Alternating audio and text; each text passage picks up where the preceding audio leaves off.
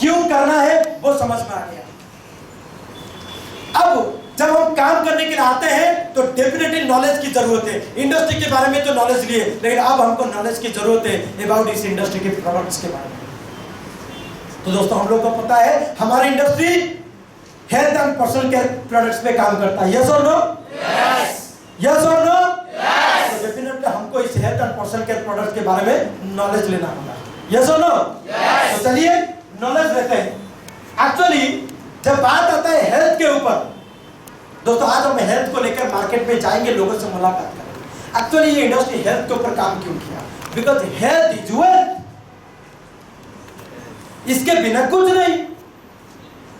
आप बोलोगे मैं ये डिग्री वाला हूं, आप बोलोगे मैं ये इंग्लिश सीखा हूं, आप बोलोगे मैं महीने का 50 लाख कमाता हूं, लेकिन अगर आपका कैंसर होगा, आपके शरीर में कैंसर की बीमारी होगा, क्या ये 50 लाख आपको खुशी देगा? मेरे पहचान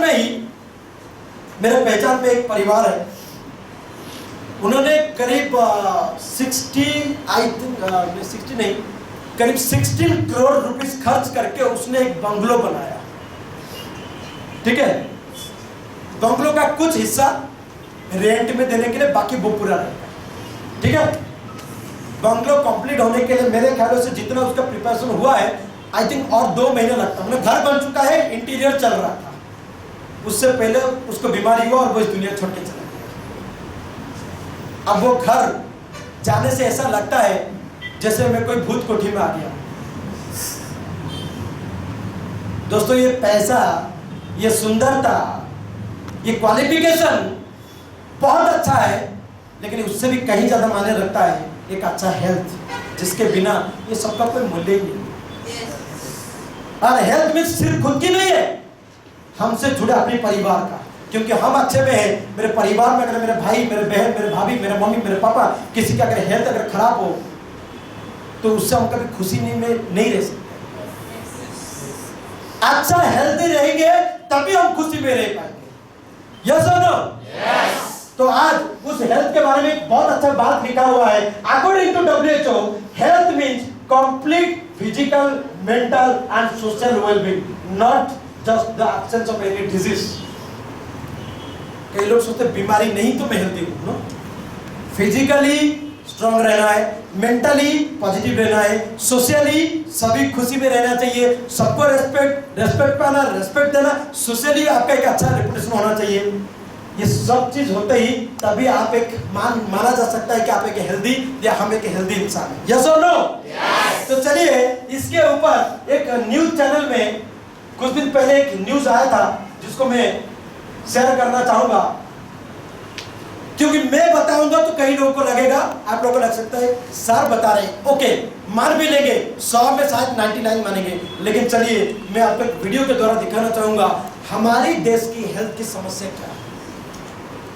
आज अगर यही हेल्थ को लेके हम ऑस्ट्रेलिया में काम करते तो शायद मुझे लगता है कि बहुत ज्यादा जरूरी नहीं था, लेकिन अगर यही बात इंडिया में हो, ये सबसे ज्यादा जरूरी है और सबसे ज्यादा महत्वपूर्ण काम है हेल्थ के ऊपर काम करना। सबसे ज्यादा इंपॉर्टेंट काम अभी हेल्थ के रिलेटेड हमको काम करना, हेल्थ कॉन्शियस होना, हेल्थ अवेयरनेस देना, हेल्दी होना, हेल्दी बनाना। क्यों? क्योंकि देश का हेल्थ की समस्या काफी गंभीर है। चलिए सुनते हैं ये वीडियो से। So please let's play. आज पूरी दुनिया में विश्व स्वास्थ्य दिवस यानी वर्ल्ड हेल्थ डे मनाया जा रहा है, और जब भी हम स्वास्थ्य के बारे में सोचते हैं तो हम शरीर में किसी भी तरह की बीमारी के न होने को स्वास्थ्य मानते हैं। लेकिन वर्ल्ड हेल्थ ऑर्गेनाइजेशन के मुताबिक सिर्फ बीमारियों का न होना ही स्वास्थ्य नहीं है। स्वस्थ व्यक्ति वही है जो शारीरिक, मानसिक और सामाजिक रूप से भी एकदम फिट हो। भारत की मानसिक सेहत कितनी तेजी से बिगड़ रही है, इसका अंदाजा आप इस बात से लगा सकते हैं कि भारत क्रोधित और उदास लोगों का देश बन गया है। हम आपको डीएनए में पहले भी बता चुके हैं कि खुश रहने के मामले में भारत चीन, पाकिस्तान, बांग्लादेश और श्रीलंका से भी नीचे 118वें नंबर पर है।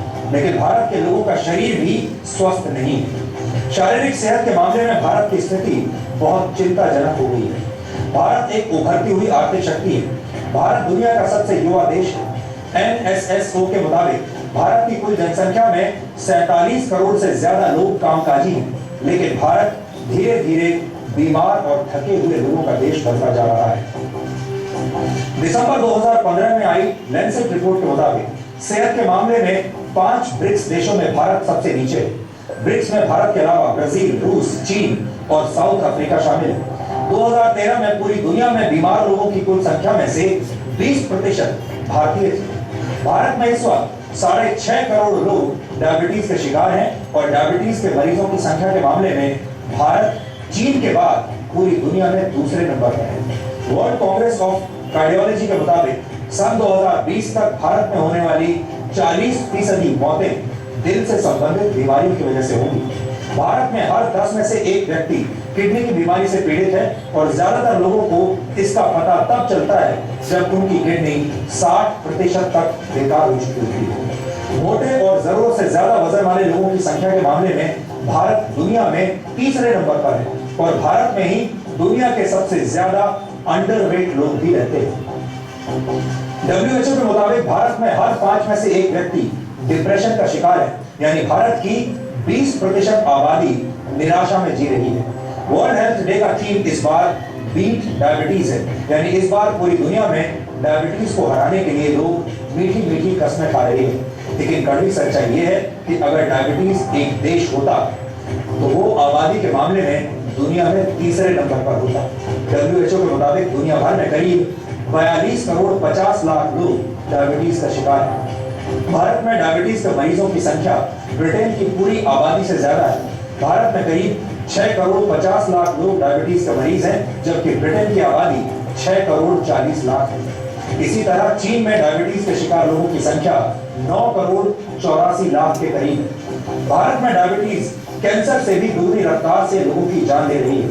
भारत में कैंसर से हर साल करीब 5,50,000 लोगों की मौत होती है, जबकि डायबिटीज की वजह से हर साल करीब 11 लाख लोग अपनी जान गंवा लेते हैं। दुनिया में डायबिटीज का शिकार हर 5वां व्यक्ति भारतीय है। पिछले 20 वर्षों में भारतीय घरों में चीनी का इस्तेमाल दुगना हो गया है और सुस्त जीवन शैली के साथ ज्यादा चीनी और मीठे का सेवन करना डायबिटीज का कारण बनता है। 1991 और 92 के बीच भारत में चीनी की खपत 12 किलो प्रति व्यक्ति थी, जो अब बढ़कर 20 किलो प्रति व्यक्ति हो चुकी है और ये मीठा जहर अब लोगों की जान ले रहा है। भारत में डायबिटीज के 56% मरीज 40 से 50 वर्ष के बीच हैं। भारत में 3 करोड़ से ज्यादा लोगों को ये नहीं पता कि उन्हें डायबिटीज है। WHO का अनुमान है कि भारत में डायबिटीज के शिकार लोगों की संख्या सन 2030 तक 10 करोड़ से ज्यादा हो जाएगी। डायबिटीज की वजह से भारत को आने वाले 10 वर्षों में करीब 23,30,000 करोड़ रुपए का नुकसान होगा, यानी भारत को हर साल करीब 2 लाख करोड़ रुपए डायबिटीज से लड़ने पर खर्च करने होंगे और ये भारत के स्वास्थ्य बजट से 5 गुना ज्यादा रकम है। इस वक्त भारत का स्वास्थ्य बजट 38,899 करोड़ रुपए का है। ये भारत की उम्मीदों को घायल करने वाले आंकड़े, क्योंकि थके हुए और बीमार लोग भारत को विकसित देश नहीं बना सकते। हमारे पास युवाओं की सबसे बड़ी जनसंख्या है, हमारे पास बहुत बड़ी वर्क, लेकिन इस जनसंख्या में बीमारियों और अवसादों का खून लग चुका है और जो लोग खुद बीमार हैं वो एक स्वस्थ और सफल राष्ट्र का निर्माण नहीं कर सकते। इसलिए भारत को अपनी बीमारियों का इलाज जल्द से जल्द ढूंढना होगा। डायबिटीज से जुड़ा एक डराने वाला आंकड़ा यह भी है कि ये बीमारी अब भारत के बच्चों को भी अपना शिकार बना रही है। 2015 में हुए एक सर्वे के मुताबिक भारत के 66% बच्चों के शरीर में शुगर का स्तर असामान्य पाया गया है। Centre for science and environment यानी CSE की एक रिसर्च के मुताबिक भारत के शहरों में रहने वाले 14 से 17 साल के 29% स्कूली बच्चे मोटापे और ज्यादा वजन की समस्या से ग्रस्त हैं, जबकि इसी आयु वर्ग में गांव में रहने वाले 11% बच्चे मोटे हैं या फिर उनका वजन ज्यादा है। यही मोटापा आगे चलकर हृदय रोग और डायबिटीज जैसी बीमारियों का कारण बन जाता है। भारत में डायबिटीज के 90% मरीज टाइप 2 डायबिटीज के शिकार हैं। टाइप 2 डायबिटीज लाइफस्टाइल से संबंधित रोग है, यानी जीवन जीने के तरीके में थोड़ा सा बदलाव करके इस डायबिटीज से बचा जा सकता है। इसके लिए बस आपको दिन भर सक्रिय बने रहना है। आप हर रोज 10,000 कदम चलने की आदत अपनाकर भी डायबिटीज से बच सकते हैं। प्रोसेस्ड फूड यानी डिब्बा बंद भोजन भी आपको छोड़ देना चाहिए। आपको खाने में मीठे और चीनी का इस्तेमाल बहुत कम कर देना चाहिए। वजन को लगातार नियंत्रण में रखकर भी डायबिटीज से बचा जा सकता है। पेट के आसपास की चर्बी यानी बेली फैट को भी तेजी से कम कीजिए, क्योंकि तो आपको डायबिटीज का मरीज बना सकती है। कम से कम 7 घंटे की गहरी नींद लेने से आप डायबिटीज के खतरे से बच सकते हैं। 30 वर्ष की उम्र के बाद आपको समय समय पर ब्लड शुगर की जांच भी जरूर करानी चाहिए। क्रोधित और उदास लोगों के साथ साथ भारत बीमार और थके हुए लोगों का देश भी बनता जा रहा है। भारत की इतनी बड़ी जनसंख्या का बीमार होना एक डराने वाली बात है और इसका इलाज ढूंढा जाना अब बेहद जरूरी है। यहाँ पर हम आपको ये भी बता चुके हैं कि कैसे भारत में छोटे छोटे बच्चे और युवा बीमारियों के शिकार हो रहे हैं। हाल ही में सिर्फ 10 साल के एक बच्चे के दिल की बाईपास सर्जरी हुई थी। आपको बता दें कि भारत में हार्ट अटैक का शिकार होने वाले 12% लोगों की उम्र 40 वर्ष से कम है। यानी ये वो लोग हैं जो अभी काम काज कर रहे हैं, नौकरियां कर रहे हैं। इस उम्र के लोगों का दिल कमजोर होना कोई अच्छी बात नहीं है, ये बहुत बुरा संकेत है। लेकिन जो लोग शारीरिक रूप से सक्रिय रहते हैं उनका दिल उन्हें जल्दी धोखा नहीं देता। यानी दिल की धड़कनों को सेहतमंद बनाने के लिए जरूरी है कि आप अपनी शारीरिक गतिविधियों में बदलाव करें और इसकी शुरुआत आप घर और ऑफिस से कर सकते हैं, क्योंकि ऑफिस में काम करते वक्त ज्यादा देर बैठकर आप सीधे मौत को इन्विटेशन दे रहे हैं। ये भी आपकी सेहत से जुड़ा एक जरूरी डीएनए टेस्ट है। वर्ल्ड हेल्थ ऑर्गेनाइजेशन यानी WHO की नई रिपोर्ट के मुताबिक शारीरिक निष्क्रियता दुनिया भर में होने वाली मौतों का चौथा सबसे बड़ा कारण है। और ये एक बड़ी चिंता की बात है कि 21वीं सदी में हमारा जीवन का सबसे बड़ा हिस्सा ऑफिस में बैठते हुए गुजरता है। लंबे समय तक बैठने से हमारे शरीर में कुछ ऐसे परिवर्तन होने लगते हैं जो बेहद हानिकारक होते हैं। हालांकि हम इसकी गंभीरता को अभी नहीं समझ पा रहे हैं, नहीं समझते हैं, लेकिन समझना चाहिए।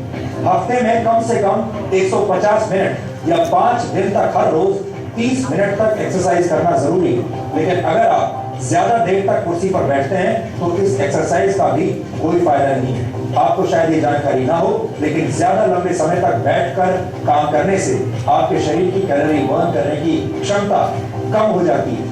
मोटापा घटने की संभावना 90% कम हो जाती है। पैरों में होने वाली इलेक्ट्रिकल गतिविधि रुक जाती है।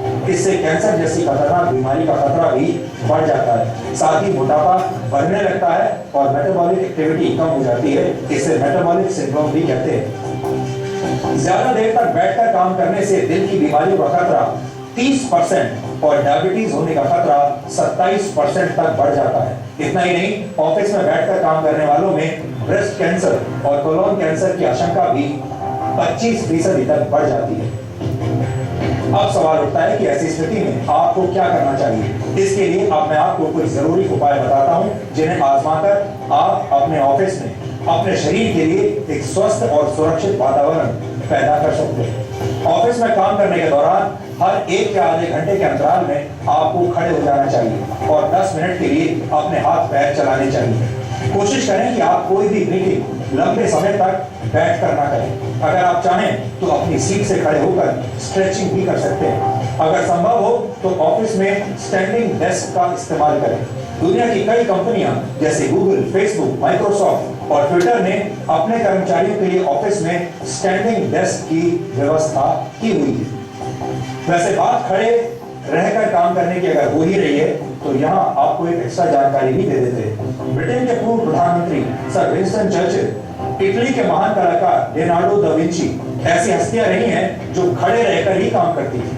फेसबुक के फाउंडर मार्क ज़करबर्ग भी खड़े रहकर काम करने को प्राथमिकता देते हैं। थोड़ी सी कोशिश से आप भी ऐसा कर सकते हैं। कुल मिलाकर ये जानकारी देने के पीछे हमारा मकसद ये है कि आप अपनी सेहत का ख्याल रखें और हाथ पर हाथ रखकर बैठे न रहें।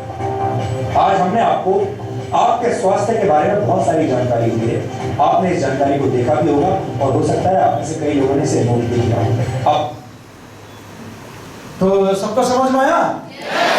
हेल्थ के बारे में हमारे देश का क्या हालत है, किस बीमारी कितनी मात्रा में बढ़ रहा है, आगे क्या होने वाला है, डायबिटीज में हमारे देश कितने आगे, ये सब चीज सुनने के बाद भी कई बार घबराहट सी होता है। अगर ये ऐसे ही होता रहेगा और बच्चे बच्चे को डायबिटीज कैंसर होने लगा, ये बात भी सुनने को मिला, तो सोच के लग रहा है कि आने वाला जनरेशन हमसे जो निकलेगा बच्चे, उनका क्या होने वाला है। तो दोस्तों ये सारे समस्या है, ये चैलेंजेस है, लेकिन चैलेंजेस से घबराने की कोई बात नहीं है।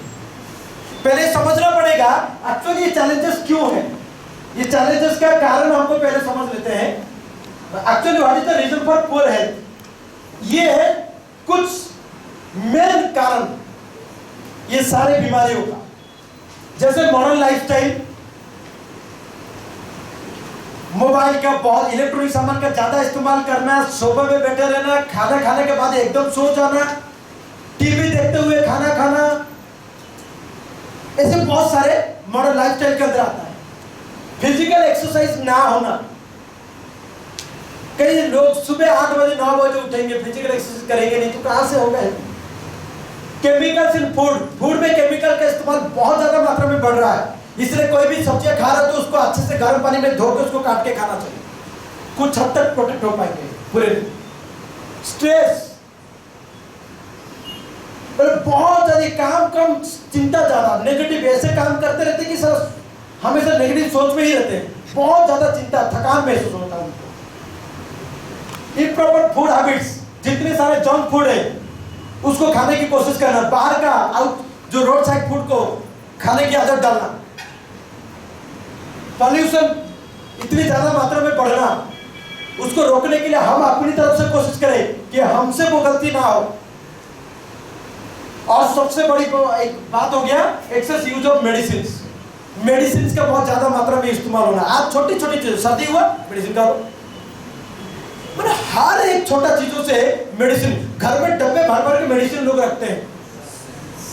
ऐसा लग रहा है कि कुछ दिनों के बाद हर घर में मेडिकल है। क्लियर? यही है सारे मेन रीजन जिसकी वजह से ये बीमारी बढ़ रहा है। यस और नो? अभी बीमारी हो गया, अब इसके ट्रीटमेंट है, 2 ट्रीटमेंट है। एक ट्रीटमेंट है जिसको बोलते हैं breakdown treatment, mostly pharmaceutical industry. Breakdown मतलब कोई बीमारी हुआ उसके बाद उसके इलाज करने के लिए हमको जाना है किसके पास? मेडिकल डॉक्टर के पास।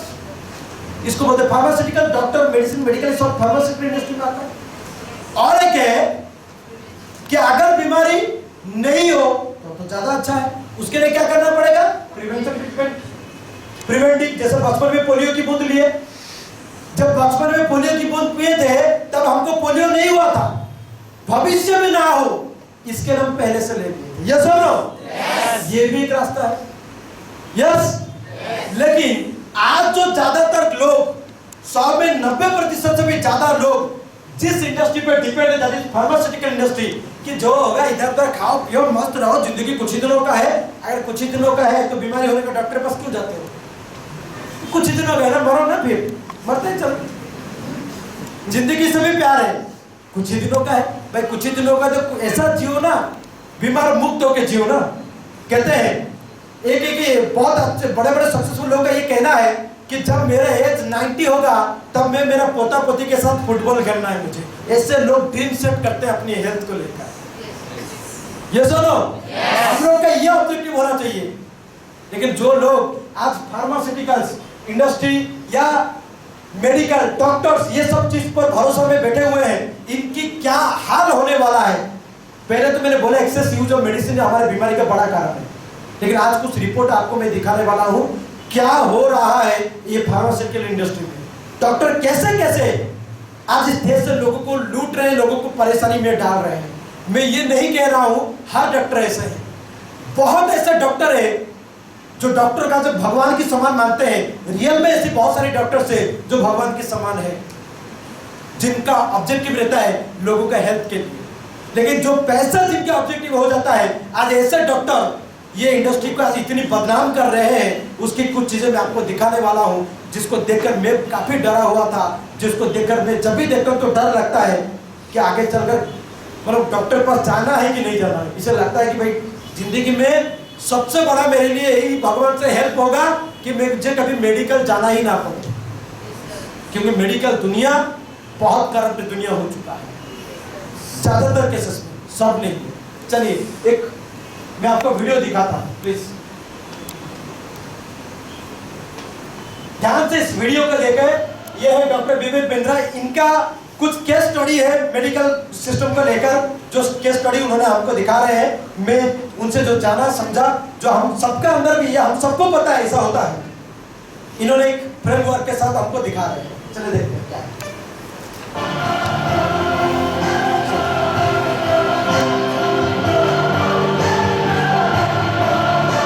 आप सबका स्वागत है। मैं Vivek Bindra, motivational speaker, leadership consultant और बिजनेस कोच। आज आपको शेयर करना चाहता हूं, देश में सफेद कोट के खूनी लुटेरे आ गए हैं। ये जो डॉक्टर, जो हॉस्पिटल्स हैं, किसी ब्रांडेड हॉस्पिटल का नाम नहीं लूंगा आज, लेकिन आपको शेयर करना चाहता हूं कि ठीक है, पैसा कमाओ, कोई दिक्कत नहीं है, पैसा कमाओ, पर किसी की मजबूरी का फायदा मत उठाओ। आज अजीबोगरीब हालत हो गई है। मैं बेसिक फंडामेंटल बात करना चाहता हूं। मैं बिजनेस कोच हूं, बात बिजनेस की करूंगा। हमारे देश के डॉक्टर को पैसा कमाने का अधिकार है, लेकिन इनको ना पैसा कमाना आता नहीं है। इनको ये नहीं पता कि बिजनेस वॉल्यूम बढ़ा के, स्केलेबल मॉडल बिल्ड करके बहुत पैसा आराम से, जिम्मेदारी के साथ, एथिकली कमाया जा सकता है। इनको क्या है, इनको तो पैथोलॉजिकल लैब से भी पैसा चाहिए, इनको तो एम्बुलेंस से रेफरेंस का पेशेंट, उससे भी पैसा चाहिए। क्या बोलते हैं, एम्बुलेंस वाले को पेशेंट मेरे पास भेज दियो। इस चक्कर में कई पेशेंट वैसे ही मर जाते हैं। एम्बुलेंस वाले को कमीशन मिलती है, वो गलत डॉक्टर के पास दे जाता है। इनको केमिस्ट से भी पैसा चाहिए। ये तो फार्मा कंपनी को भी काटते हैं। बोलता है मेरी बेटी और उसके दोस्तों को न्यूयॉर्क भी जाना है, न्यू जर्सी भी जाना है, न्यूजीलैंड भी जाना है, वापस न्यू दिल्ली आना है, जरा खर्चा संभाल लेना, मेरे को इवेंट करना है, खर्चा संभाल। इतना पैसा दे देते हैं कि फार्मा कंपनी से देखिए ना, इनको हर जगह से पैसा चाहिए, इनको हॉस्पिटल से भी चाहिए, इनको पेशेंट से भी चाहिए। ये मैं मानता हूं पैसा कमाओ, लेकिन पैसा कमाओ पर मजबूरी का फायदा मत उठाओ। वो फार्मा कंपनी सारा खर्चा उसकी आपकी दवाई में ऐड कर देती है और बाद में आप लुटते रहते हो। बड़ा स्कैंडल है ये, अजीबोगरीब स्कैंडल है। मैं बताना चाहता हूं, बिना स्कैंडल के भी आप पैसा कमा सकते हो। हमारे लीडरशिप प्रोग्राम में कई डॉक्टर्स आते हैं, हम उनके साथ स्केलेबल बिजनेस मेथड डिस्कस करते हैं। बहुत पॉसिबल ऑलरेडी तरीके हैं देश में और कई लोग कर भी रहे हैं। अब बेचारा पैथ लैब वाला सोचता है कि बढ़िया लैब, बढ़िया टेस्ट आपको करके दूं, अच्छी टेक्नोलॉजी ले आऊं, पर डॉक्टर को क्या चाहिए, उसको तो चाहिए अच्छा पैथ लैब के पास पेशेंट आता नहीं है, तो उनको वो सोचते हैं पेशेंट क्यों नहीं आ रहा। तब उन्हें पता चला डॉक्टर के पास जाओ, वो भेजेगा। अब वो डॉक्टर के पास जाते, पेशेंट भेज, मुझको क्या मिलेगा, क्या चाहिए, 50% लूंगा पूरे बिल का।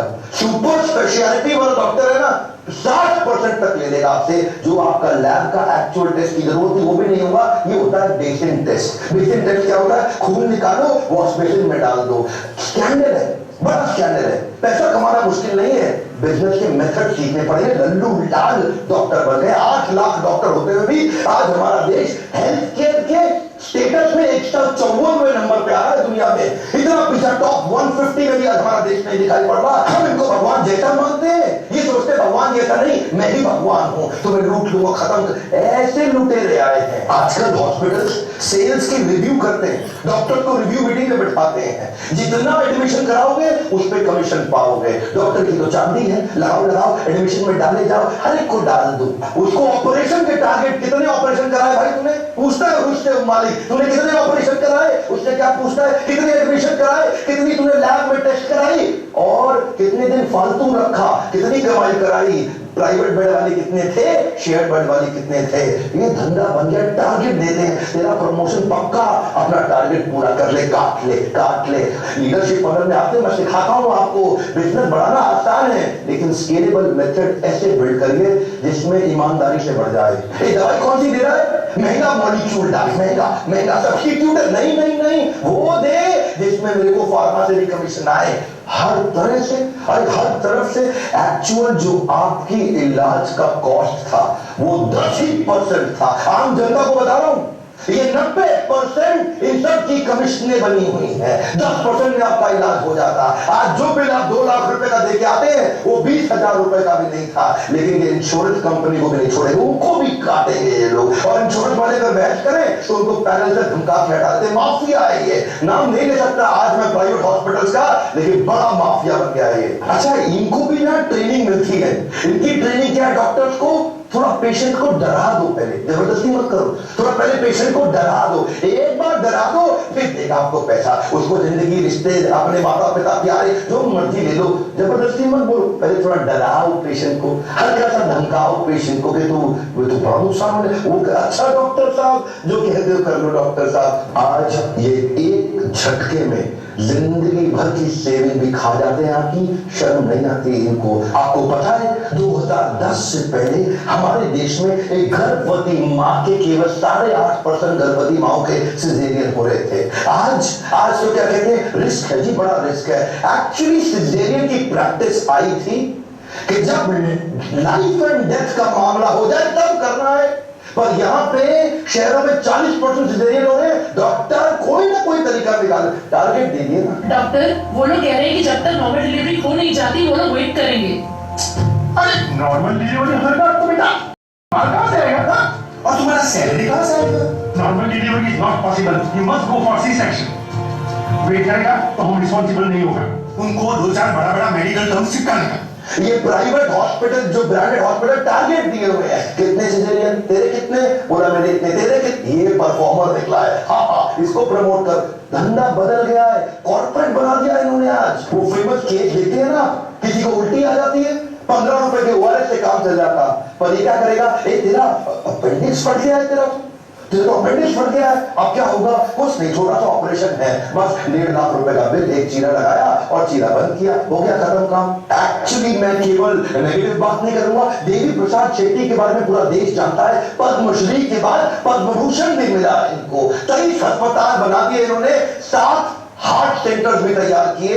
ये इकोनॉमी ऑफ स्केल पे काम करते हैं, करके दिखा रहे हैं, पॉजिटिव केस स्टडी। ये इकोनॉमी ऑफ स्केल पे काम करते हैं। ये क्या कहते हैं, ये कहते हैं हेनरी फोर्ड। उन्होंने पहली बार असेंबली लाइन बनाई गाड़ी की, एक जगह पर खड़े होने की जगह असेंबली लाइन में आदमी आगे तो गाड़ी आगे बढ़ती रहती है, हर आदमी ऑपरेटर वर्कर अपना अपना चीज ऐड करता रहता है, कोई दरवाजा फिट करता है, कोई शीशा फिट करता है, कोई टायर फिट करता है, कोई मडगार्ड, सब अपना अपना काम कर रहे हैं ना। इन्होंने ऐसा ही किया।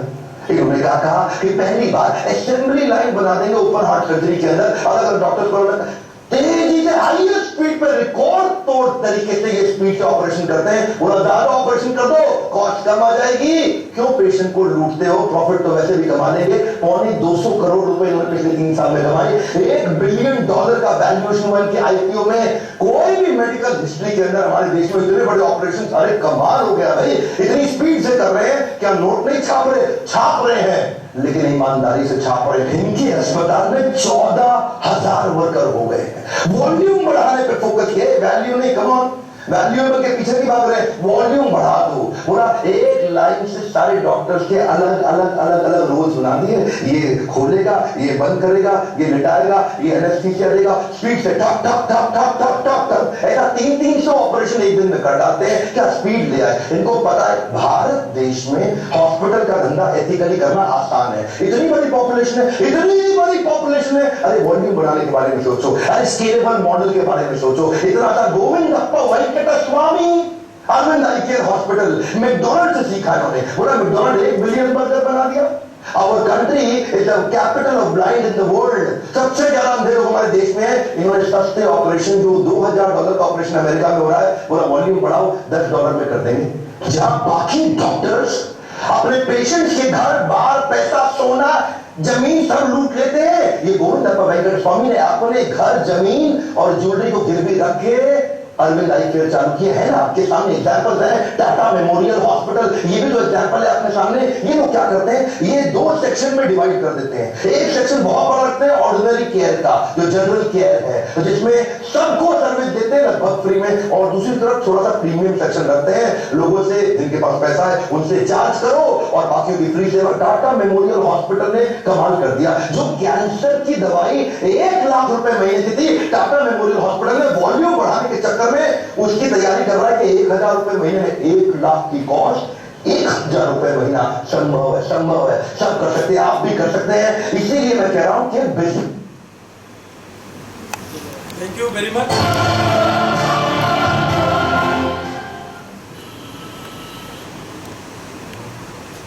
ओके, तो आप लोगों ने देख लिया मेडिकल का क्या हाल है, डॉक्टर लोग क्या कर रहे हैं, पर सभी ऐसे नहीं है, बहुत अच्छे अच्छे लोग भी हैं, बहुत अच्छे डॉक्टर्स भी हैं भारत गवर्नमेंट के भी ऐसे कई सारे जगह है, डॉक्टर मेडिकल बहुत अच्छा सर्विस देते हैं, लेकिन कुछ केसेस में ऐसा ज़्यादा मात्रा में बढ़ते जा रहे हैं क्योंकि आज एक बिजनेस बन रहा है। क्लियर? सो इससे बेहतर है, हमको पता नहीं कि हमारे साथ खेल होगा कि नहीं, इससे अच्छा है कि अपन ऐसा दिन ही ना लाए कि हमको कभी मेडिकल जाना पड़े। अगर जाएंगे तो भगवान को बुला के जाए कि कम से कम में बच जाए। ठीक है, तो यही है मेडिकल इंडस्ट्री। अभी हम लोग बात करेंगे, तो चलिए ये तो हो गया, बीमारी हुआ डॉक्टर पास जाएंगे और वहां पे क्या हाल होगा। लेकिन अभी बीमार नहीं होंगे उसके लिए क्या करना है, उसके लिए बड़ा सिंपल बात है भाई, prevention is better than cure. बीमारी होगा उसको क्योर करेंगे, इस हिसाब से बीमार होने ही नहीं देना चाहिए। यस और नो? तो इसको कैसे हम करेंगे? सबसे पहले सफिशिएंट रेस्ट। ये तो सर ये तो आप बोलिए, आप कितने रेस्ट बोलिए, हम उतना ले लेंगे, इसमें हम आगे हैं। लेकिन rest means actually silent sleep जो होता है उस टाइप का नहीं ना। नींद ले रहे हैं, दुनिया भर की क्रिस्त्री आपके माइंड में शक्तिमान क्रिस्त्री चल रहा है, अल्टीमेट आप देखेंगे 8 घंटा सोने के बावजूद भी फ्रेशनेस नहीं है। इसलिए थोड़ा जरूरी है मेडिटेशन के साथ नींद लेना, तो सही नींद हो। उसके साथ दिन में 3 से 4 लीटर पानी पीना पड़ेगा। कोशिश करेंगे वार्म वाटर पीने के लिए। फिजिकल एक्सरसाइज डेली 1 आवर करना चाहिए। ऑलवेज पॉजिटिव सोचना, पॉजिटिव बोलना, पॉजिटिव थिंक करना। कई लोग बड़ा नेगेटिव टाइप के लोग होते हैं, उनको बोलते बेटा नेगेटिव मत सोच, बीमार हो जाओगे, हार्ट की प्रॉब्लम होगा, इसीलिए कभी नेगेटिव मत सोच, ऑलवेज पॉजिटिव सोच। Always be happy. यस और नो? खुश रहना है, लाइफ में बिंदास रहने का है। यस और नो? तो क्योंकि जो मेरे लिए बना है वो मुझे मिलेगा, उसको कोई ले नहीं सकता, और जो मेरे लिए नहीं बना है वो मुझे मिलेगा भी नहीं, उसको कोई दे भी नहीं सकता। मैं जो करूंगा वो मुझे मिलेगा, तो फिर दुखी क्यों? यस और no? Always be happy. And meditation आपको करना पड़ेगा। कोशिश करें दिन में 30 मिनट तक मेडिटेशन की प्रैक्टिस। पहले नहीं होगा, 2 मिनट 5 मिनट 10 मिनट तक, ऐसा 30 मिनट तक करेंगे, मेंटली फिजिकली स्ट्रांग रहेंगे। मेडिटेशन में इतनी शक्ति है, कहते हैं लोग कैंसर की बीमारी को भी सही कर देते हैं। सो ये सब चीजों को आपको फॉलो करना होगा। और सबसे बड़ा इंपॉर्टेंट चीज और है, कंज्यूम बैलेंस न्यूट्रिशनल फूड। शरीर को चलाने के लिए खाना पड़ता है, और आजकल की जो खाना है उसमें हमारी बॉडी को एक्चुअली रिक्वायरमेंट है ये सब चीजों की। 6 से 11 प्रकार की कार्बोहाइड्रेट्स लेना चाहिए, 3 से 5 प्रकार की फ्रूट्स खाना चाहिए, 3 to 5 टाइप्स का वेजिटेबल्स का पर डे खाना चाहिए, 2 से 3 प्रकार की नॉन-वेज प्रोटीन लेना चाहिए जो नॉन वेजिटेरियन है। जो वेजिटेरियन है उनको भी 2 से 3 प्रकार की वेजिटेबल प्रोटीन लेना चाहिए, और 1 से 2 प्रकार की फैटी चीज लेना चाहिए। ये सारे चीज लेंगे तभी हमारी बॉडी का न्यूट्रिशन जो है, जो बॉडी को पोषण तो चाहिए, वो पूरा होगा। लेकिन आज के समय पे हम ये सब अगर लेना चाहिए, एक आदमी का खर्चा कितना होगा? कितना per day? More than 500 to 600। Yes और नो? एक आदमी अगर 500 का खाना खाएगा, घर में 5 लोग हैं, 2500, तो मंथली सिर्फ खाने के लिए चाहिए 80,000, 75 to 80,000। कहाँ है? इसीलिए प्रॉब्लम क्या हुआ? इसलिए क्वेश्चन है, बड़ा simple question, do you fulfil the balance nutrition required? No, ये पूरा नहीं हो पा रहा है क्योंकि पैसा नहीं है। पैसा है तो सोर्स नहीं मिल रहा कहीं जगह पे, इसको बोलते हैं न्यूट्रिशनल गैप। तो क्या करना है? Supplementation is important to fill the nutritional gap. इसीलिए जरूरी है फूड सप्लीमेंट लो, कमी को पूरा करो। यस और नो?